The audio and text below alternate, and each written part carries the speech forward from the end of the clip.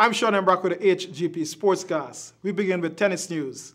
The Guyana Table Tennis Association expects a very competitive tournament when the body stages its C and B class open, senior doubles, men and women, senior mixed doubles, master open 50 years to 55 years, 56 years to 60 years, and 60 years and over at the Cliff Anderson Sports Hall. Secretary to the Table Tennis Association plan to hold a normal midweek tournament commencing on Sunday.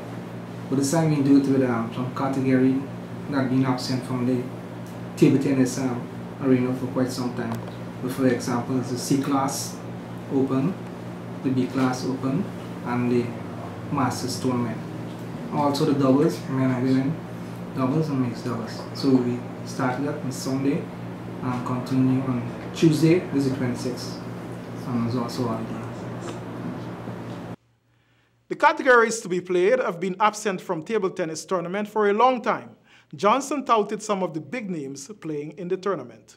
In the junior segment, most of the junior players are right in CXC, like Shamar Bacon, like Shamar Johnson, and some others. But we know they got some other smaller players who will be gone in the C class because the C class is the C class open, and that means that not too much national player playing the C class open. So we know we're going to get some of the promising youngsters.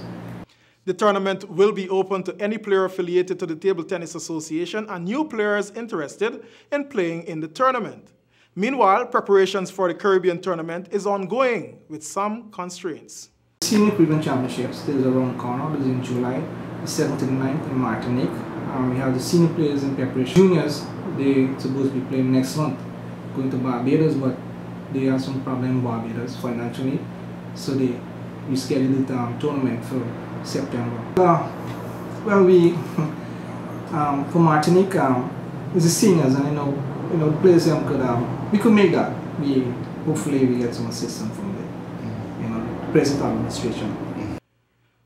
Windies campaigners Stephanie Taylor and Deandra Dutton both scored unbeaten half-centuries as the West Indies women rebound to beat Sri Lanka women by 18 runs under the Duckworth-Lewis system in the third one-day international of the 4-match series in Colombo, Sri Lanka. West Indies batted first and made 215 for 3 of their 50 overs, with vice-captain Taylor stroking 86 and Dutton 69 not out respectively. The pair added an entertaining 151 in an unbroken 4th wicket stand that rescued the Windies side.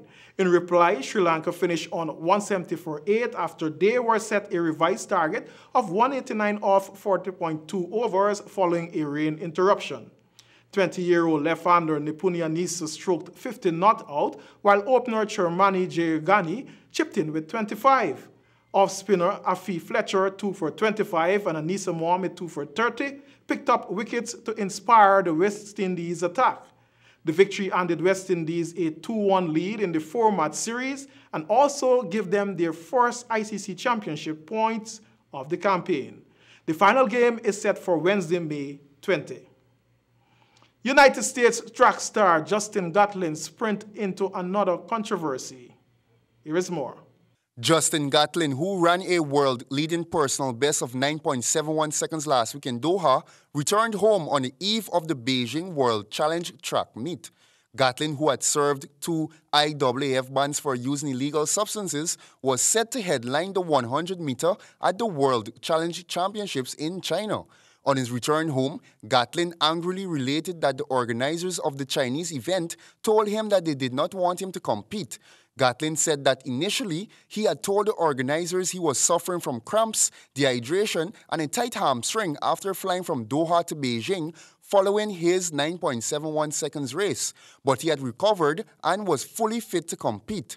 The organizers of the World Challenge event scheduled for the Bird's Nest Stadium have since ignored appeals for a response to the sprinter's claim, leaving no clear explanation why they would want the star attraction of the event not to compete.